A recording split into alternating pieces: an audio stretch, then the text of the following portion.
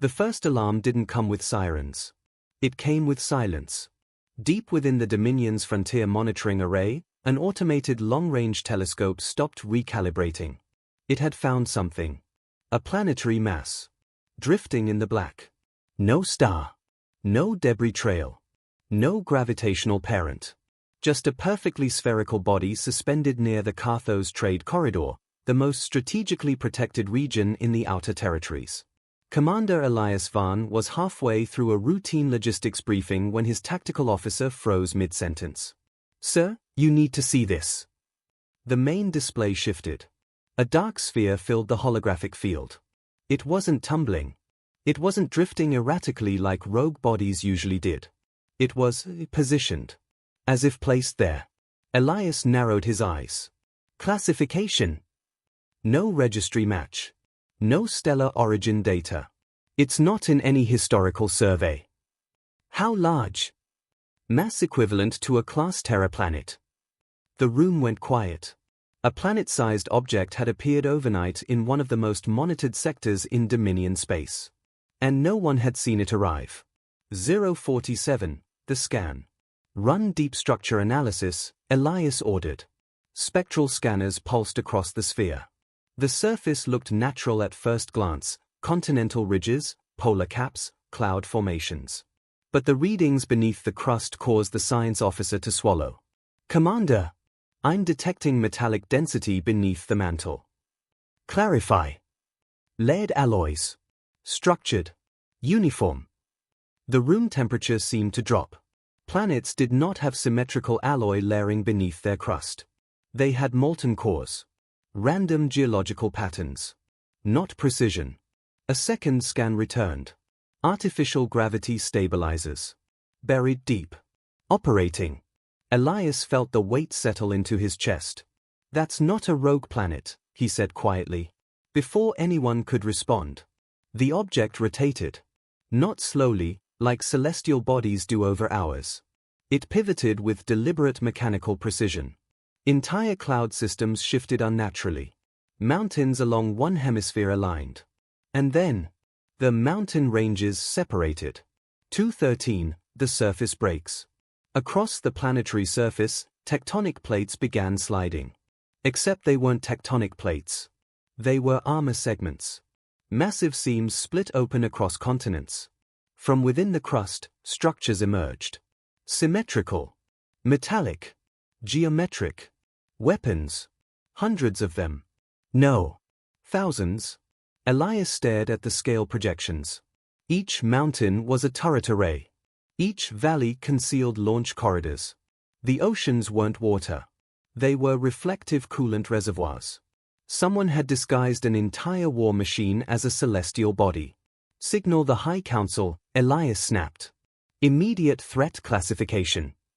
Before the communications officer could comply, every screen in the command deck flickered. Static overtook encrypted channels. Dominion fleet signatures in the corridor froze mid-transmission. Then a new signal forced its way through. Not a hack. Not an override. A broadcast. On every frequency. Clear. Calm. Human. 305, the voice. The image that appeared was simple. A man seated in dim light. Gray uniform. Unmarked. Calm eyes. "Dominion fleet," he began evenly, "you are trespassing in restricted Terran sovereign space." The room erupted. "Terran," one officer whispered. "Humans barely control their own systems." Elias leaned forward. "Identify yourself." The man's gaze shifted as if he could see them directly. "Admiral Nathan Cole. Terran Strategic Command." Elias' jaw tightened. "Explain the weaponized planetary body in Dominion territory." The human didn't blink. "It is not in Dominion territory." A pause. "It is exactly where it was intended to be." Behind him, through the viewport of what appeared to be a bridge, stars bent subtly around a curved horizon. A horizon too massive to belong to a ship. "You are observing an Aegis-class strategic worldship." The words seemed absurd. Worldship. Elias forced composure. "You expect us to believe your species constructed a planet?" "Correction," Cole replied. We constructed several. 4:20, the first movement. Dominion Command relayed immediate engagement orders. Frontline cruisers pivoted into attack formation. Heavy plasma batteries charged. Elias did not hesitate. Fire!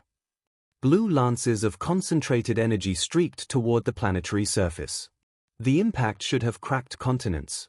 Instead, the crust shimmered. A translucent field rippled across its surface. The blasts dissipated harmlessly. Energy readings from the worldship did not spike. They stabilized, adapted, and then the entire planet moved. Not drifting, accelerating. Gravitational wake signatures spiked off the charts. The object achieved combat velocity in under 3 seconds. Impossible mass-to-thrust ratio. Dominion ships scattered instinctively. The planet adjusted course. Tracking them. Elias' voice lowered. It can maneuver. Yes, Commander, the science officer whispered. It can chase. 5:12, the sky opens. The planetary equator split open in a perfect circular seam. From within the core cavity, something emerged. A barrel. Kilometers long. Energy coalesced at its center, not chaotic but contained, compressed into a single precise beam. Targeting solutions locked. But not on the Dominion fleet. Past them. Into empty space. Admiral Cole's voice returned. We are demonstrating capability. The cannon fired. Light bent. Space distorted. A distant uninhabited moon, visible only as a faint speck on long-range sensors, simply ceased to exist. Not shattered. Not fragmented. Erased. Silence flooded the Dominion command deck. No one breathed. Admiral Cole's expression did not change. We prefer not to repeat that action. Behind the first worldship, space shimmered. Gravity wells formed. Additional spherical silhouettes emerged from cloak distortion. 1, 2, 5. Each identical in scale. Each armed. Each waiting. Elias felt, for the first time in his decorated career, something unfamiliar. Not fear of destruction. Fear of preparation. How long had humanity been building these? How many uncharted anomalies across the galaxy were not accidents, but sentinels? The human admiral leaned slightly forward. This corridor borders our expansion frontier. You have crossed into a boundary we warned you about. His tone never rose. It didn't need to. This is your only notice. The Dominion fleet, once confident in its numerical superiority, now drifted beneath the shadow of machines the size of worlds. Elias finally understood. This had not been an ambush. It had been a revelation. They thought it was a new planet. It had been waiting. The Dominion fleet had faced superweapons before. They had crushed insurgent worlds. They had burned rebellious systems. They had broken ancient civilizations that once believed themselves untouchable. But never had they faced a planet that could hunt them. Midnight, tactical collapse. Reform defensive grid. Commander Elias Van Bacht. Dominion cruisers scattered into formation around the Carthos corridor. Carrier groups pivoted, deploying fighter screens in precise arcs. Targeting solutions flooded tactical displays. The Aegis-class worldship loomed in the center of it all. Mass reading, catastrophic. Energy output, stable. Heat signatures, controlled. It was not straining. It was not improvising. It was executing. Lock primary batteries on equatorial seam, Elias ordered. If that cannon charges again, we won't survive it. Weapon arrays across the fleet flared to life. And then, every targeting reticle blinked red. Commander, we've lost synchronization. Clarify. Navigation beacons are shifting. Our coordinates are drifting. That's impossible. It's gravitational manipulation, the science officer whispered. Localized. Precision controlled. Outside the viewport, stars subtly shifted. Not because the fleet was moving. Because space itself was bending around the worldship. 142, the chase. Engines to full burn. Pull distance. Elias commanded. The Dominion fleet accelerated away from the corridor. They had no intention of testing whether the worldship would fire again. The sphere did not rush after them. It rotated. Then a line of pale light traced across its surface. Entire hemispheres shifted. Continents realigned like armor plates repositioning for combat. And then the worldship surged forward. Acceleration curve, impossible. Mass displacement, catastrophic. Velocity increase, instantaneous. The bridge fell silent as the readings stabilized. It's matching our speed, Tactical said. No, the science officer corrected. It's limiting itself to match our speed. The realization landed heavier than any weapon strike. It could go faster. Much faster. But it wasn't. 235, the fleet that wasn't alone. Additional gravitational signatures, sensors reported. Behind the first worldship, space fractured like glass under pressure. 5 more spherical constructs emerged from distortion fields. They hadn't warped in. They had been there. Cloaked. Silent. Watching. Each identical in mass. Each layered in continental armor. Each armed. The Dominion fleet's escape vector was now a corridor between giants. Elias clenched his fists behind his back.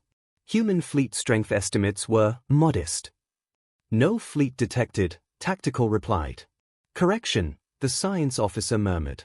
This is the fleet. 310, the broadcast. Dominion Communications tried jamming the Terran frequency. Failed. Encryption keys rotated faster than Dominion processors could track. Then the human admiral's voice returned. Steady. Unhurried.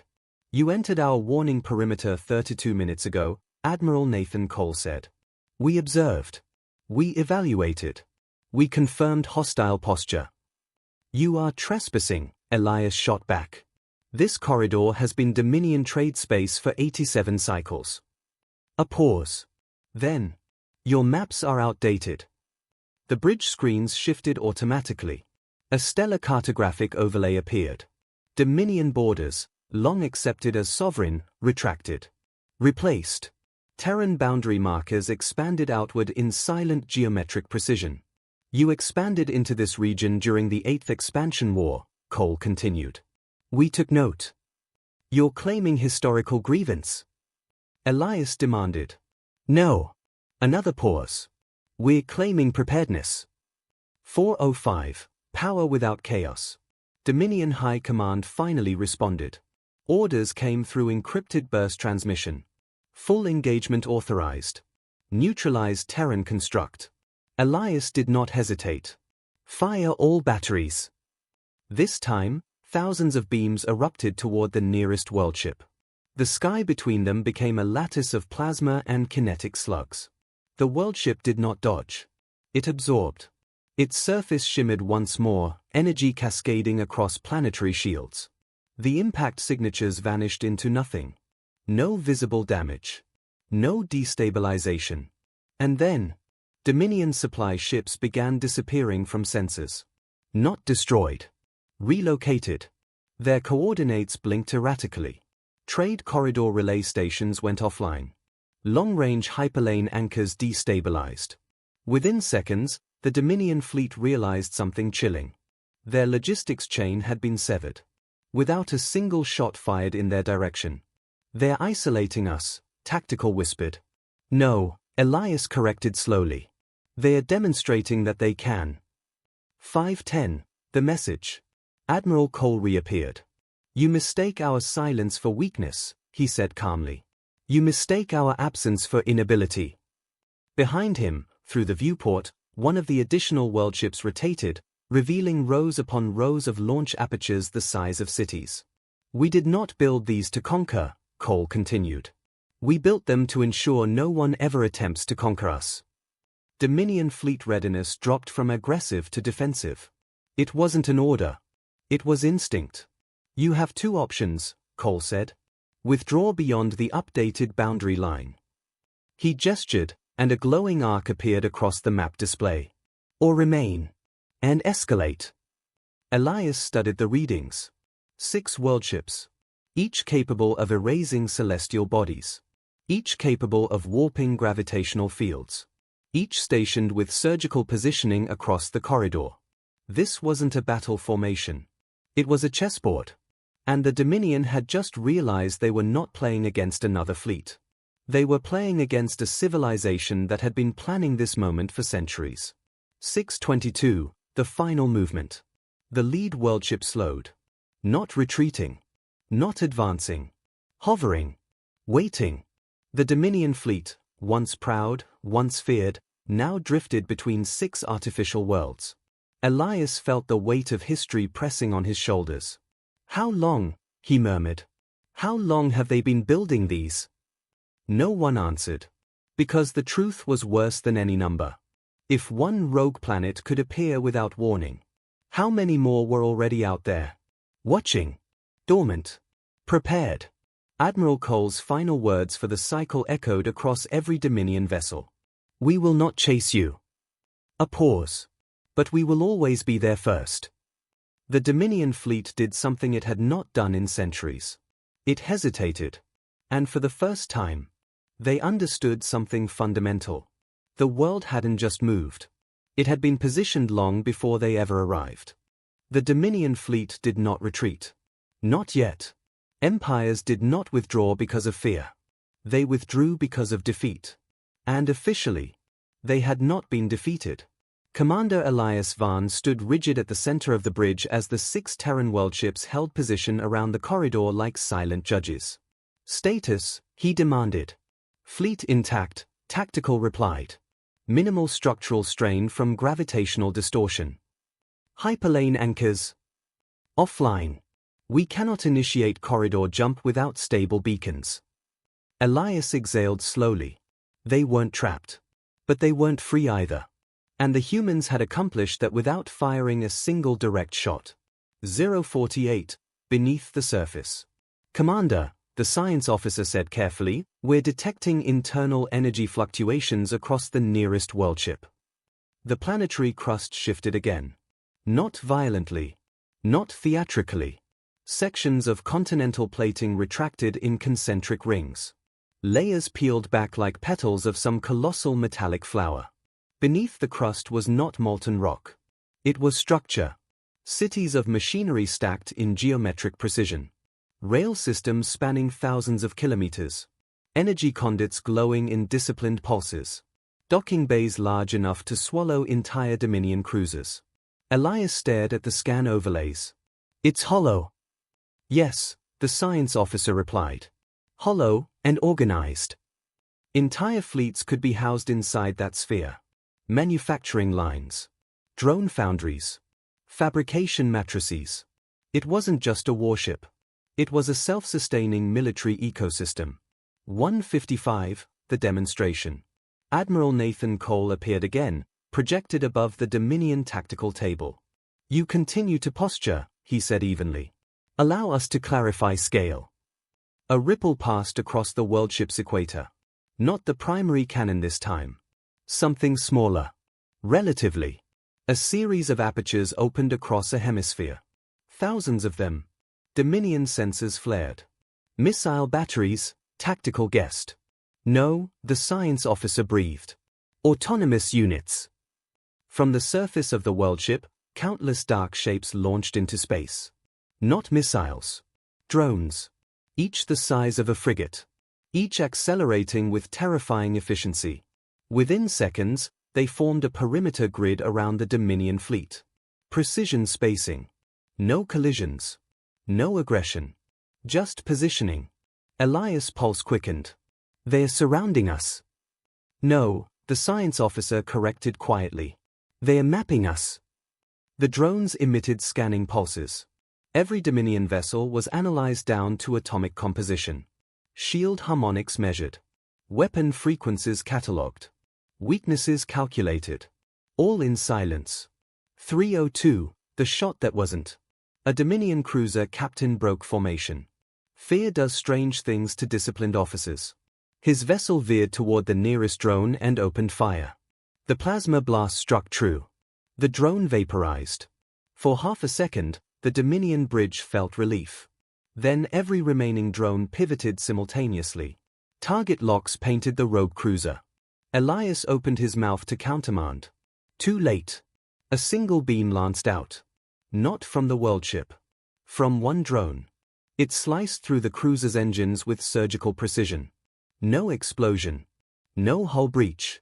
Just propulsion systems, gone. The cruiser drifted, powerless. Alive. Admiral Cole's voice returned. We are not here to exterminate you. The disabled cruiser remained intact, its crew unharmed but humiliated. We are here to ensure you understand the difference in scale. Behind Cole, internal holographic projections of the worldship rotated. Layer after layer revealed. Planetary shield matrices layered 20 deep. Stellar core reactors stabilized within magnetic containment rings. Fabrication bays capable of constructing additional warships mid-conflict. Planet-cracking munitions stored like reserve ammunition. Elias felt something colder than fear settle into him. Perspective. 425, the truth of preparation. You've been building these for centuries, Elias said quietly. Cole didn't deny it. Your species has expanded through conquest for nearly 400 years, he replied. We observed the pattern. You could have announced yourselves. We did. Elias frowned. Cole's eyes held steady. You ignored us. The words hit harder than any weapon. Dominion expansion had always assumed human systems were minor players. Fragmented. Developing. Harmless. While the Dominion burned distant worlds. Humanity had been building planets.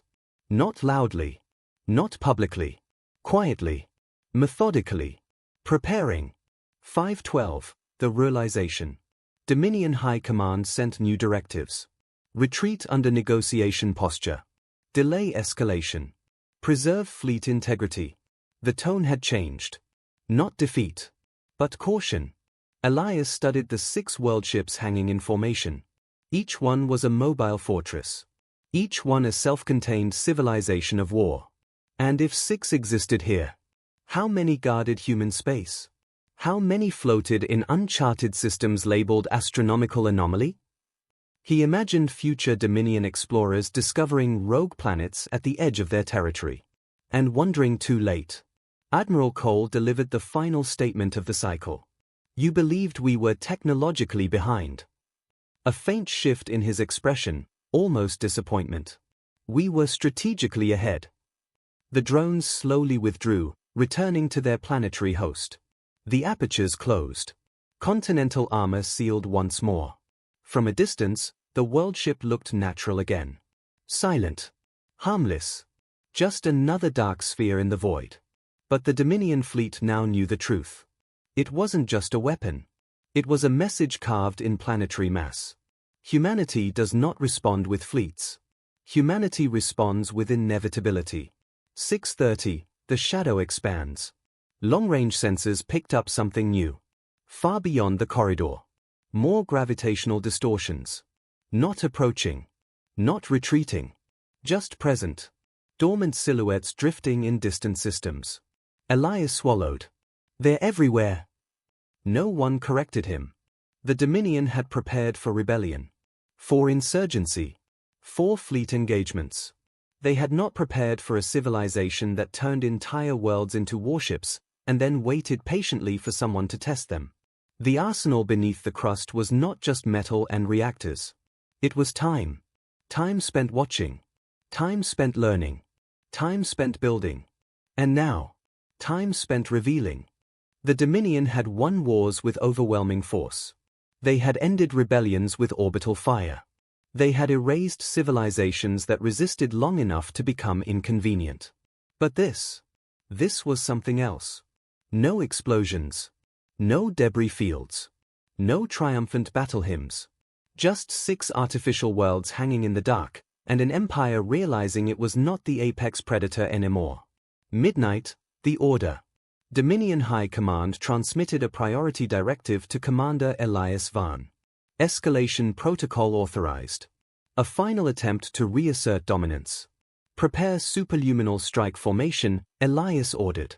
If they couldn't overpower the worldships directly, they would call in reinforcements. Hundreds of vessels stationed deeper within Dominion space would arrive in minutes. But as navigators aligned for hyperlane insertion, the corridor flickered. Navigation grids destabilized. Hyperlane anchors blinked out entirely. Commander, the corridor is gone. Gone? It's still physically there, the science officer clarified. But it's scrambled. The gravitational constants have shifted. The humans hadn't blocked the lane. They had rewritten the space around it. No reinforcements would be coming. 1:35, the silent siege. Reports began flooding in from beyond the corridor. Outer Dominion colonies transmitted emergency alerts. Trade depots in 3 neighboring systems had detected unidentified planetary masses entering orbit. They did not fire. They did not issue threats. They simply positioned themselves above shipyards, refineries, and military depots. Silent. Watching. A logistics commander's voice broke across the encrypted channel. Our supply routes are cut. Every major exit vector is being observed. Elias stared at the tactical map as red Dominion icons blinked uncertainly. Blue Terran markers expanded calmly across sector after sector. No bombardments. No invasion troops. Just presence. Dominion expansion had always relied on speed. Speed of deployment. Speed of conquest. Speed of intimidation. The Terrans had removed speed from the equation. Now there was only inevitability. 250, the Council fractures. Within Dominion High Command chambers, debate erupted. Some demanded immediate retaliation. Others urged caution. One senior strategist asked the question no one wanted to answer. If 6 worldships can neutralize a corridor, how many guard their core systems? Silence followed. No one knew. That uncertainty was more devastating than confirmed numbers. Meanwhile, the Terran worldships remained motionless. Their shields glowed faintly against starlight. They were not threatening. They were existing. And that was enough. 3:40, the transmission. Admiral Nathan Cole appeared once more. This time not only on the fleet's bridge. He broadcast across Dominion command frequencies. Across civilian channels. Across trade networks. Across political chambers. His image filled screens on 1,000 worlds. We did not initiate this encounter, he began calmly. You expanded into contested systems despite repeated diplomatic warnings. Archival footage appeared beside him, Dominion dismissals of Terran boundary claims. Treaty requests ignored. Envoys sidelined. We adapted. The word carried weight. We will not fire unless fired upon with intent to destroy. But understand this clearly. Behind him, one worldship rotated slightly, revealing once again the seams of hidden weapon arrays beneath its crust. We do not lose wars of attrition. A pause. And we do not fight wars we have not already prepared to end. 4:45, the choice. Dominion fleet commanders awaited Elias' recommendation. Engage, and risk annihilation. Or withdraw, and concede strategic dominance. Elias had built his career on calculated aggression. Now calculation demanded restraint. He looked at the nearest worldship. From a distance, it looked like a peaceful celestial body again. Cloud systems drifting gently across metallic continents. But he had seen beneath the crust. Seen the layers of reactors. The drone foundries. The weapons capable of unmaking moons. And more terrifying than all of it, the control. The Terrans had every opportunity to cripple the fleet completely. Instead, they disabled a single cruiser. They severed supply lines without casualties. They surrounded systems without bombardment. Power displayed without cruelty. That was not recklessness. That was confidence. 5:50, the withdrawal. Dominion High Command issued a final order. Stand down. Initiate diplomatic channel. One by one, Dominion vessels powered down offensive arrays. Fighter wings were recalled. Shield intensities lowered. Across the corridor, the Terran worldships did not react. They did not celebrate. They did not reposition. They simply remained. Watching. Admiral Cole spoke again, softer this time. You are free to withdraw beyond the revised boundary. No threat. No mockery. Just fact. Elias swallowed his pride. Dominion fleet will comply. The fleet slowly adjusted course, engines burning toward the edge of Terran space. The world ships did not pursue. They did not need to. 6:45, the new reality. As the Dominion ships crossed the newly marked boundary, long-range sensors confirmed something unsettling. The Terran world ships did not retreat either. They remained stationed at strategic choke points. Guardians, not invaders. Across the galaxy, analysts began re-evaluating centuries of assumptions. Every uncharted mass. Every unexplained gravitational anomaly. Every dark planet dismissed as irrelevant. How many were watching? How many were waiting for someone to cross a line? Commander Elias Vaughn stood silently as the corridor fell behind them. The Dominion had not lost a battle. But something far more significant had shifted. The balance of fear. For centuries, other civilizations had feared Dominion expansion. Now, the Dominion feared the quiet patience of humanity. And in that silence, they finally understood. The war had not been avoided because humans were weak. It had been avoided because humans chose not to start it. The Dominion fleet did not look back.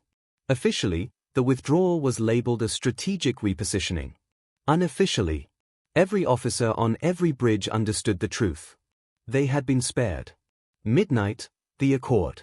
3 cycles after the Carthos Corridor incident, Dominion envoys entered Terran space under white spectrum identification beacons. No escorts. No posturing.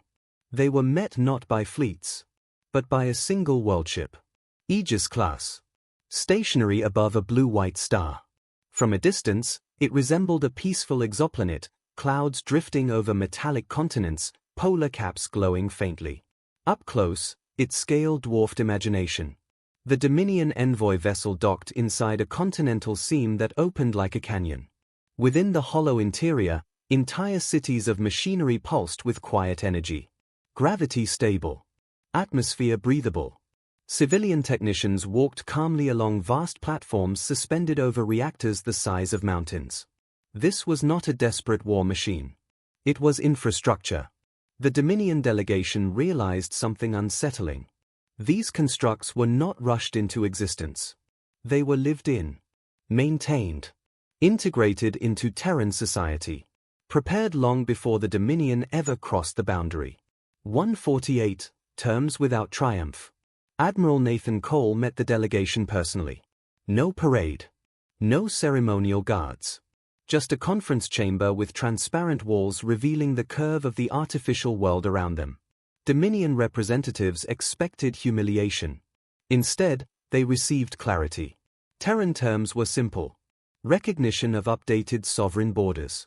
Withdrawal from contested expansion sectors. Non-aggression pact with mutual monitoring. Open diplomatic channel moving forward. No reparations demanded. No tribute. No forced disarmament. One Dominion official finally asked what had been burning in every mind since Carthos. Why didn't you destroy us when you had the advantage? Cole's answer was immediate. Because annihilation is inefficient. A pause. And unnecessary. He leaned forward slightly. We built the worldships because we studied history. Every empire rises believing it will not fall. Outside the chamber, the artificial horizon glowed faintly with reactor light. We decided that if war ever came to our door, it would end quickly. 3:30, the revelation spreads. News of the Aegis-class worldships spread across the galaxy. Historians dug into old records. Patterns emerged. For centuries, humanity had quietly expanded industrial output beyond visible fleet production. Mining operations had increased exponentially. Deep space construction zones had been labeled terraforming initiatives. Several failed colony worlds had vanished from public records. They had not failed. They had been repurposed, reshaped, armored, turned inward until the day they were needed.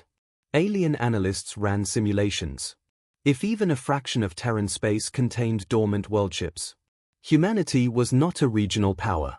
It was a sleeping deterrent. The Dominion had not stumbled upon a single anomaly.